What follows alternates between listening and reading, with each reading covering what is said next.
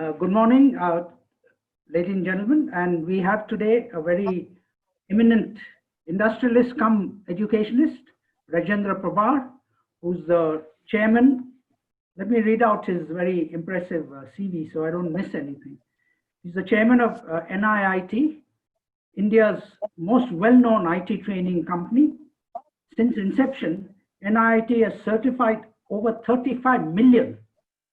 That's correct, 35 million IT professionals in India and 30 countries around the world, with an annual turnover of almost 900 crores.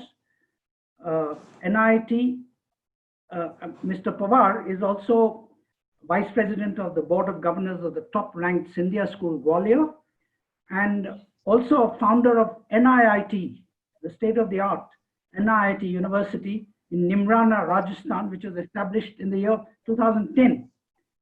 And NIIT University provides high-quality engineering, biotech, business management, undergrad and postgraduate education to over 1,000 students on its 100-acre campus, a very scenic campus in Rajasthan. And significantly, NIIT University has 100% campus recruitment record ab initio right from the year 2010. So welcome RajendraPawar, Raji, to his friends. Thank you. Let's get started on the interview. I'll ask you my first question now. You know, NIIT's experience of training and preparing 35 million IT professionals for industry has given NIIT University a unique endowment, advantage in shaping school leavers and undergrads for industry. Is this the prime factor behind your enviable 100% placement record of NIIT University? So first of all, thanks so much, Dilip, for setting this up. And let me start by saying that 35 million, I wouldn't call them IT professionals. They're people who've been through our system of learning, and many of them have, of course, gone up to be working in the IT industry or in the IT departments of companies or in work which pertains to information technology. But there's a very vast number of them who are also school-going students or college-going students or working professionals, many chief ministers in this country as well in the early days, many leaders. So it's been a fairly, should we say, vast and enjoyable over 40 years. And the university in the last 10 years, so even before the university for 30 years, we were active in education and in a sense non-formal. And we were deeply engaged with industry. And by industry, I want to cover a general term of industry, institution, governments, all organizational forms, because our focus has always been that we are looking at people who are seeking to move from academics into a job.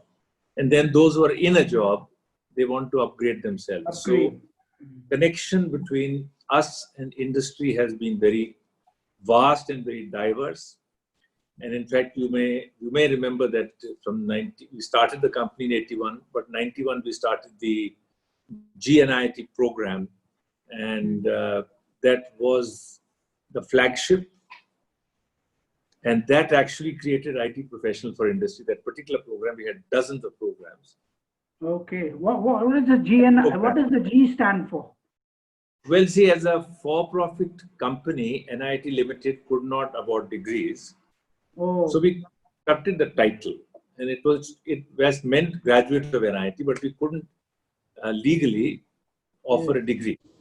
So it was the title. So that's how it was known. People, college-going people joined NIIT to do the GNIT program, should we say. Okay, that's a certification. So it was a certificate, and the GNIT program actually involved 1 full year of immersion in a company. Oh, it was a full industry practice.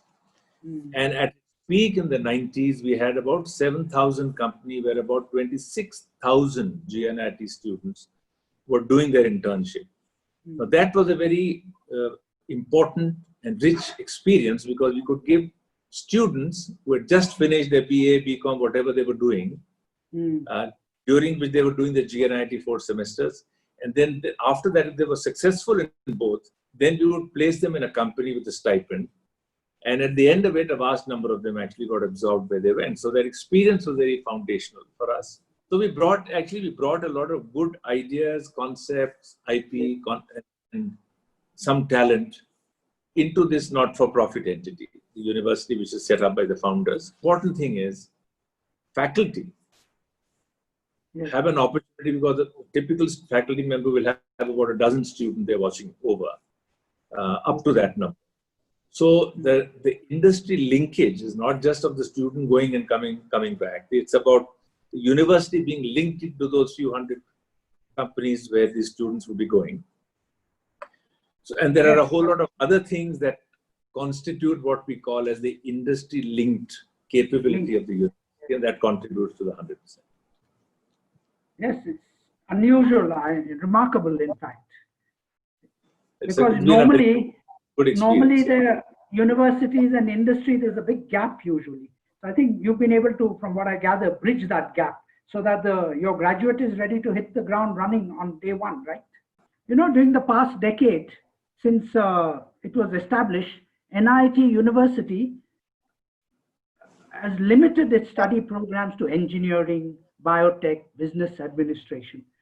Actually, you must have read the Kasturirangan Committee's report, which is on the draft National Education Policy, and they've recommended that all universities should become multidisciplinary, large universities, and it also recommended mergers, if you recall, and you should, and all universities should also make 1 year's liberal arts learning compulsory. So, what's your comment?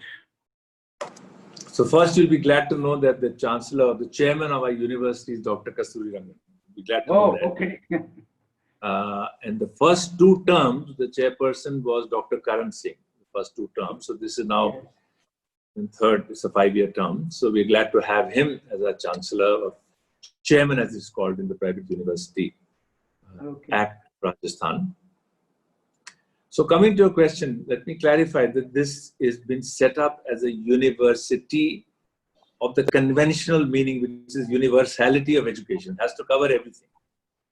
But I think we should remember that institution building is a long-term process. So it's not a management school, it's not an engineering school. Those are the specializations which happened in education as education evolved.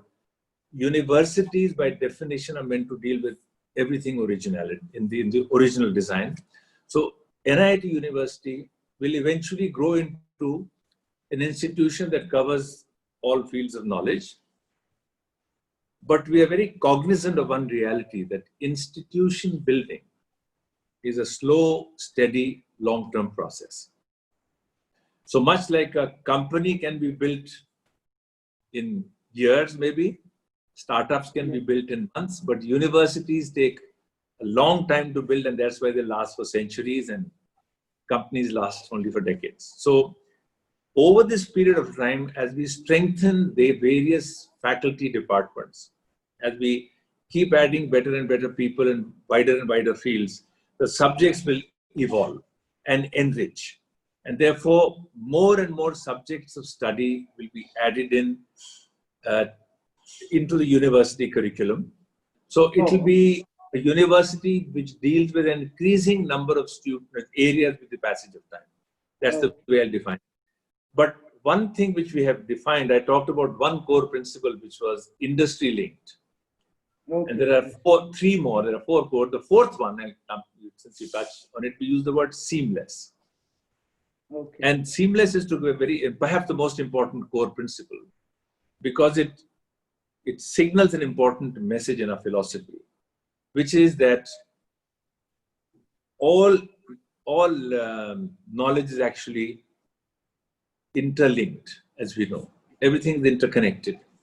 Indeed. But to to take the advantage of the great idea of the industrial revolution or the scientific revolution was to break subject into smaller and smaller pieces and then go into the depths. Because in the scientific revolution, that's what we were doing. We were in the quest of discovering and understanding nature, and we had to divide the subject into smaller and smaller pieces so we could go into the depth and learn.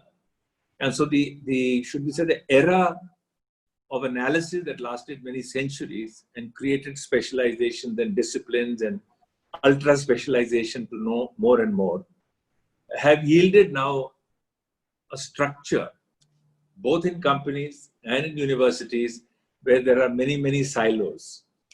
And I think the world knows that the downside of silos is, a fractured society, a fractured mindset. Yes. So we are trying to say that we recognize that in this century particularly, which I call the century of the mind, we are in the era of synthesis now. We have to join things back. And the divides of society also have to be joined back, man and nature, rich and poor, all of the divides of society. So, eventually the university will have all subjects, but even today our attempt is, even if you're doing just management, to introduce you to a lot of math and science and an ample measure of IT, because IT is a foundation, just like it's another language, we have to all know it. Similarly, when we do biology, bioinformatics, it's about the underpinning of informatics. And even in the MBA program, we have a very, very interesting 4-year integrated MBA right after school, where you do common subjects in the first couple of years and then you start branching out. And we have a vast range of options. The students construct the options as they go. So with passage of time, as we enrich the faculty and widen the scope of their study, the university will take its full form as we go forward. And the idea really is to give foundation across a range of areas and then let students choose what they want. Very good. It makes it more interesting. Sir, Yes. Okay, let's move on to the next question. You've had a good start. You've laid a good foundation from what I can get, what you've just told me. Now, how satisfied are you with the progress of NIT University? Currently, the university, with its 100-acre campus, has only 1,000 students. So obviously, you've left space and room for expansion. So what are your scaling up plans? You probably touched on it just now, but perhaps you'd like to say a few words more. So the master plan, which we built well before we started the university, is to have a maximum of 5,000. Okay. And we crossed about 1,000.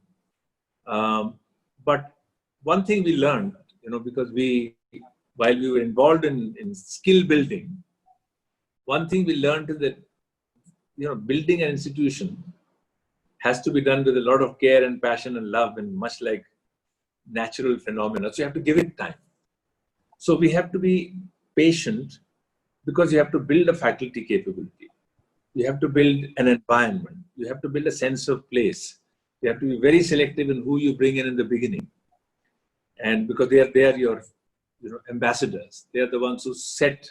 A university doesn't get known only by faculty. It eventually gets known by its alumni.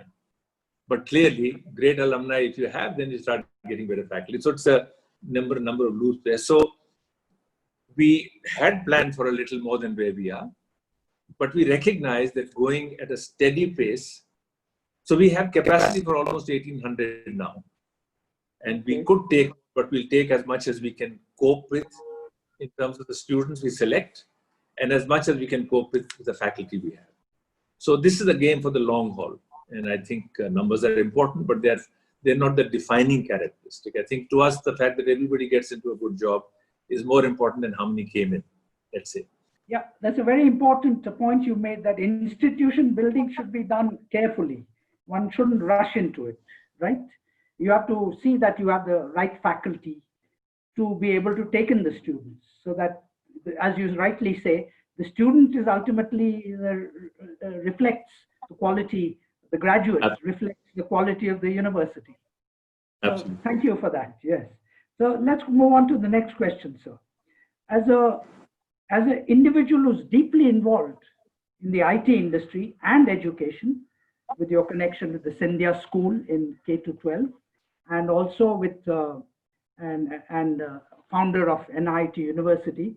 What's your assessment of the massive switch to online and the very quick switch to online learning following the closure of education institutions in the light of the COVID-19 pandemic? I think you've written in somewhere that the current rush in the system, rush to online education, has resulted in bored students and exhausted teachers. Perhaps you'd like to say how to improve the blended learning model. So first of all, let me say that I did express my thoughts in an article that I titled "Online Learning, Bored Students and Exhausted Teachers."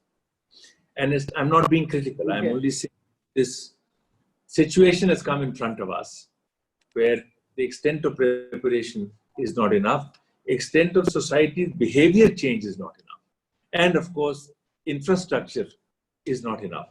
So we are all caught unawares, and that lack of preparation, lack of infrastructure, lack of training of teachers, lack of readiness of parents and students has created a situation where it's suboptimal, but it's better than nothing.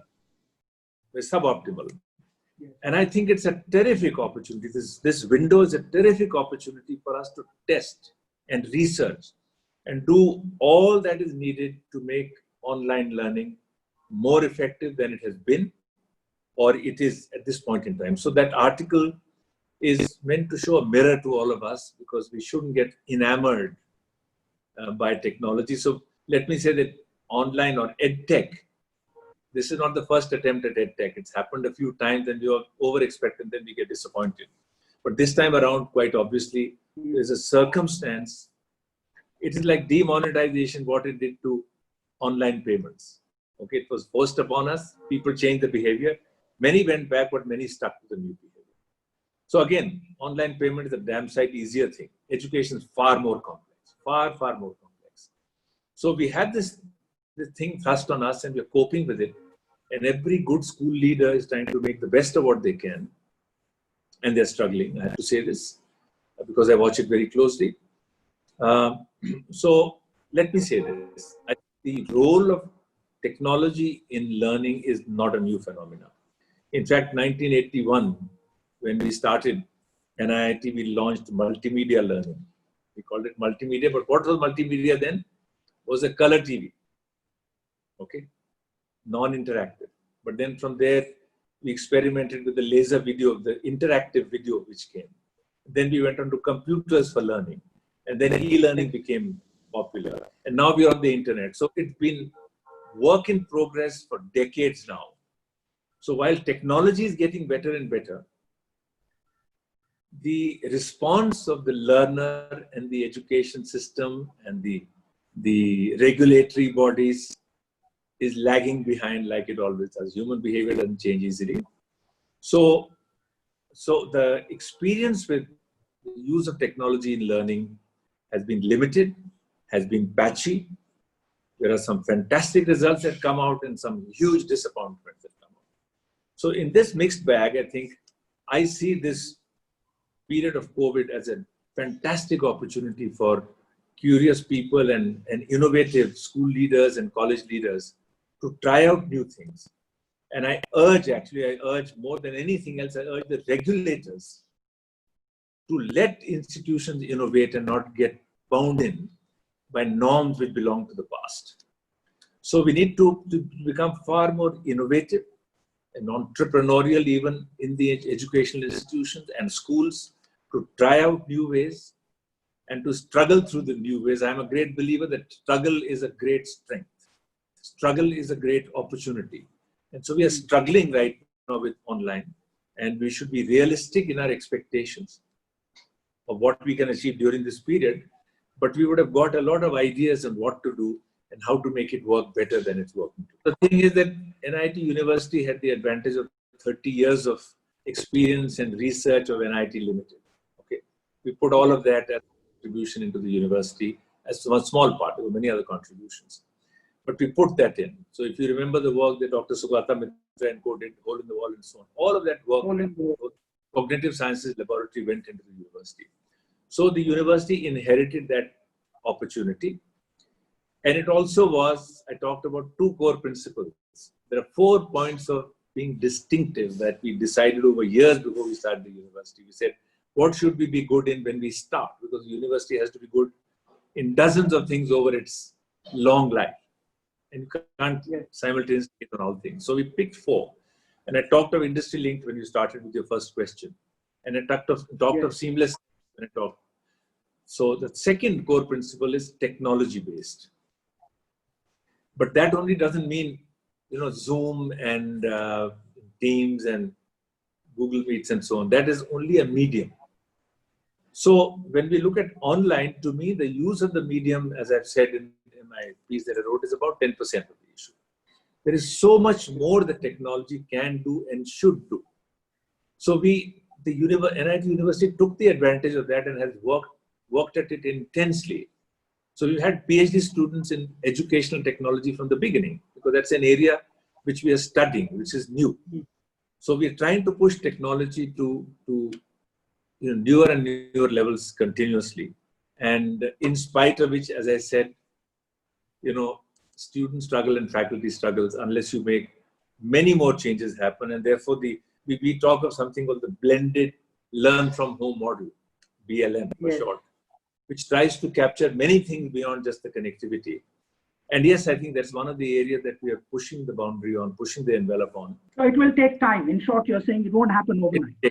It will take time, right? But as I said, the COVID blessing in that sense, because it's forcing us to learn very quickly.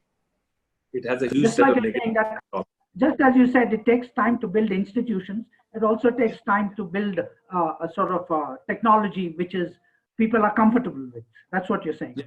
To change everything. You have to change everything around and leverage it well. Yes. So let's move on to the next question. One of the big problems today is the question of the digital divide. Between in private schools, perhaps students are at an advantage in that they can switch. They have the wherewithal, they have the equipment, the devices, connectivity, etc., to switch to the blended learning model. And then there's a rural-urban divide. The same thing applies. Now, what do you recommend is the solution for this? To bridge the digital divide. So I think this problem is pervasive and it's global, and we have to recognize it first of all. I think that's an important thing that you're pointing out. And so between the well-endowed school and not so well-endowed schools, and then those in the cities where the infrastructure is better and deep rural areas where it's challenged, those 2 dimensions need to be handled. And what I would say is that there are some initiatives which are already on. For example, we look at the plan of the government to take fiber to the last mile, to the panchayat. Okay, so that idea is a policy, is a plan, is being implemented. So it should be rolled out very much quicker. But then you can take the cables, but then you'll also need to have places from where you can send the material, the educational material. And then you'll have to have the recipient having a device. So I give an analogy to simplify this. So if you look at the water distribution system, so I'm taking an oversimplified example because water is easy to do, education very difficult, but take the example of water. So you need 3 important elements in the water distribution system. Okay, you need big tanks, storage tanks. Okay, correct. Then you need pipelines which connect, and at the end of the pipeline in each house you need a tap. What if you had pipes and taps but no tank? What if you had tanks full of water and taps but no pipe? What if you had tanks and pipes and no taps to control where the water goes? I think I'm giving this analogy to say that we need the network. Then we need devices which are in the hands of children, which are the taps. And then we need resources, which are the resources of the tanks, of the knowledge or whatever, which will be other institutions. So if we are giving out our content to the world, that becomes part of the tank system. So all 3 pieces have to be worked upon, and the digital divide will be addressed when we can. So many states, for example, did go through a process of giving a laptop to every child. Now we need to find cheaper and cheaper laptops made in the country which can reach every child. And there may be methods where, in each school, In a government school, you have 500 kids, you may have only 100. So at least 1/5 of the time they're studying something, and maybe 1/5 they're going into the field to study agriculture, and 1/5 they're doing something else. So in pragmatic ways, now NIT itself as a company, in 1999, we created the build, operate, transfer model. We took that model for taking IT education into government schools. And out of the 35 million learners we talked about, 10 million, more than 10, are school children who eventually, in about 26,000 government schools, we tried to teach them the same level of education that we do in the city school through those programs. And about 10 million children who would have never seen a computer in their life, we took the responsibility to set up the classroom, give them the faculty, create the courseware, and conduct it. So now that needs to happen at scale, but it needs resources. So would you agree, sir, that, there's a long argument been going on for 70 years, that the government has to increase its outlay for education from 3% to 6% of the budget as a recommended way back in 1966 by the Kothari Commission and several other commissions after that, but it's not happened. So would you say this is like also a precondition of really bridging the urban rural digital divide? Yeah, so my view has been that if the government had only 1 rupee, where should they put it to get the maximum impact? I'll say it's in education. And starting the school education. So Sarv Shiksha Abhiyan was a very bold step as a first step, because no point doing higher ed if you don't have kids in school. Exactly. So then we are trying to do something for higher ed as well, but the money is not enough. I think you make a very good point that elusive 6% has remained elusive for too long. So we've had periods in between where we injected for school education, briefly for higher ed, but it's not enough. And I think the recognition at the top level in our policy thinking has to be the best return on your investment comes from education for a society. And we need to up that. And the fact that government couldn't put enough was the reason why we had non-governmental players coming in to fill the space. And but I think government has a bigger responsibility, particularly on the question of digital divide. Now, of course, there are many of us who are attempting in our own way to contribute to this as well in terms of philanthropy. But the need is much bigger than what we can put together. And therefore, to your point, I think we should really stretch our capability as the country becomes better and better, and to become really aggressive on trying to recognize our responsibility as a nation, to take education of the highest quality to the last mile, and to therefore provide every child the same opportunity. So let's move on to the next question. As a captain of industry now for many years in NIT, how satisfied are you with the quality of manpower that is being shaped and certified by India's education system as an employer? So let me say this. Let me first put a belief in front of you. So that's more important. I'm a great believer that every child is born with a potential which is very much higher than what gets realized. Let's start with that assumption. And when we had this 10 million kids in the villages learning computers, I'm sure thousands of them, tens of thousands of them have gone on to do exceptionally well because they got an opportunity. So first, let's recognize that there's a lot of potential lying there which is untapped. And that is not to do with how rich the parents are. That's a gift of God. So the question really is, and again, everybody doesn't have the same level of interest or type of interest. So that's the starting point. Then comes the question, how well can we create an infrastructure, environment, and a set of teachers who bring out the best in children? So as constraints start from there. They start really from there. And in spite of that, we do have a huge population. And I know that it used to be called a liability. Population was a liability, and we were trying to run many programs to control it, and all of them failed and so on. But when we saw the 90s come about, and we saw the energy of the country getting released, we started looking at the fact that population can actually be an asset. And therefore, the term demographic dividend came about. Dividend. demographic dividend. And we've seen that worldwide in countries, there's a period when there's a demographic dividend opportunity. Opportunity is not a right. And we saw that in Japan between 64 and whatever period, they got that. We saw in China, early 90s, and India has gone into that. So China's demographic dividend window apparently closes around 30. India's closes in 55. So we have that opportunity. Now the thing is, raw talent exists. Demographic dividend opportunity exists. Now the task is, we need not just the 6%, but we need a lot of effort. We need to create an environment where the brightest want to become teachers. So there are exceptionally good people who become teachers, but there are not enough exceptionally good people coming into this field. So how do we do that? That's a very important element, technology or no technology. So to the question of whether we get enough people, we get enough people. Do they have enough potential? They have enough potential. Are they polished enough? No, they are not polished. And we have to do much more to create the right environment, right institution, right funding, right financing, right level of teachers. So now looking at the big picture, what are your, top 3 recommendations to enable 21st century India to harvest its much proclaimed demographic dividend, as you just mentioned? So, first of all, I think you touched upon this point of, are we investing enough in education? The answer is no.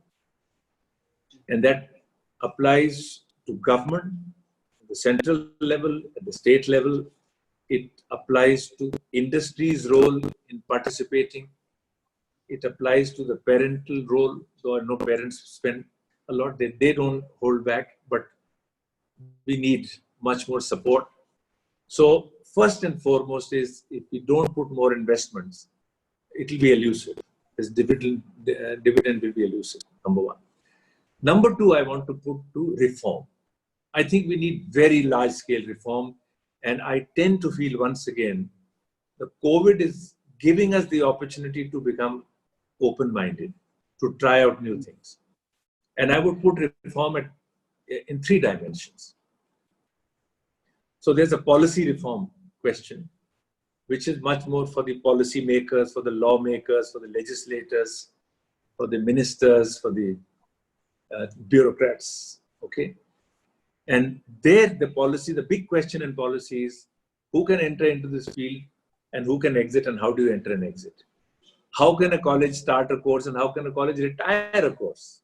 Do you know how difficult it is for an institution to stop a course?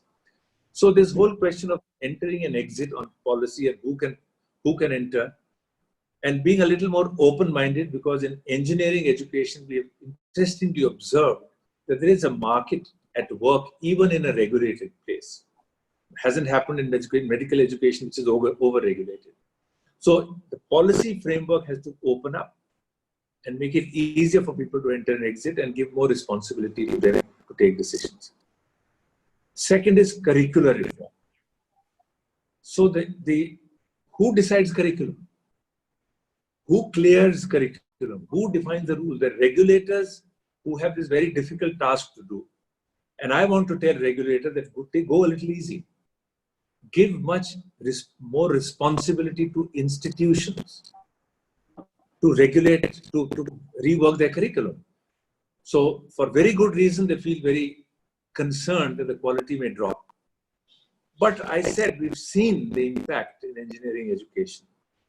So let's become a little more open on letting institutions reform, letting faculty in the institution launch their institutional autonomy. You're talking about institutional autonomy. Within institution, faculty autonomy. And then many faculty members work with students in some of the best institutions to design what will they study in the next class. So the second area of reform, the first I said is policy, second is curricular, and third is financial reform, where we have a very tough question and a tricky question to which I don't have a good answer. And in that, we are talking about the financials of learning. Now, if the government was giving 6% of the money of the budget, then we don't need more. Then we don't need more, but we don't have that 6%.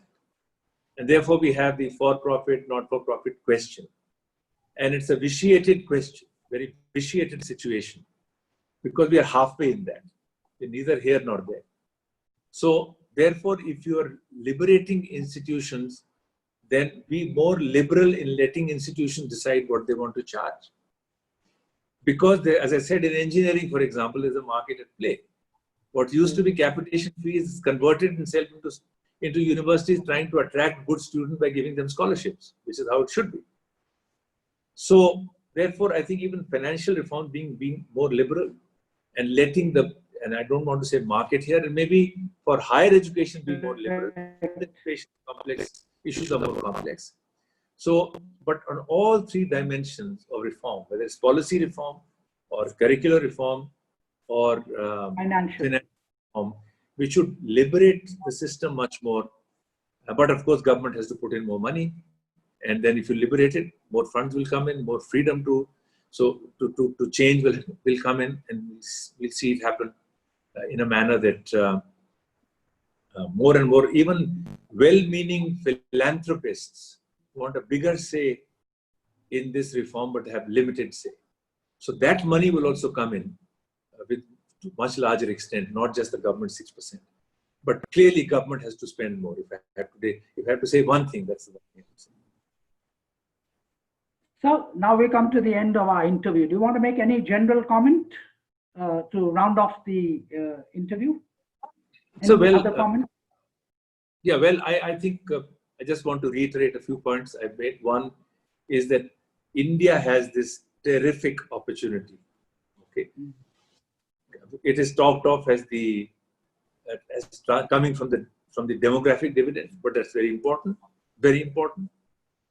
I also want to say that this century, and I touched upon this point, is the century of the mind. After 3 centuries of the machine, where we were totally focused around the machine, and we were trying in the man-machine equation, trying to get man out of the machine and look at robots and automation and ghost factories, as we call them, because there's no people, only machines.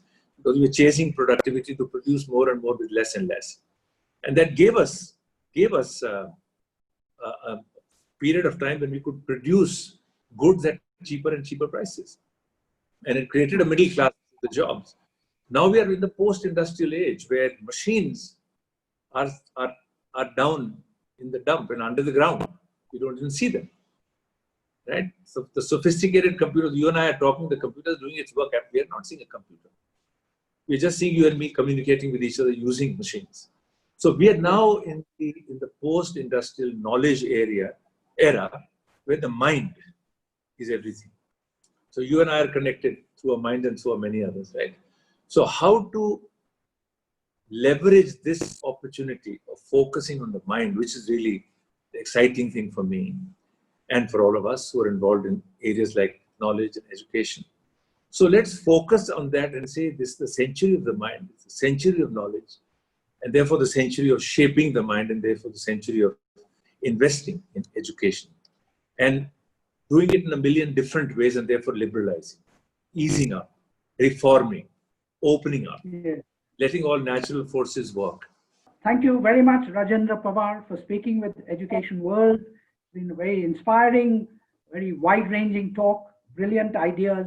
Thank you very much. I hope that you're successful in your mission with NIT University, etc., to spread the light of knowledge. I congratulate you for starting this initiative, and wish you the very best of luck in the future.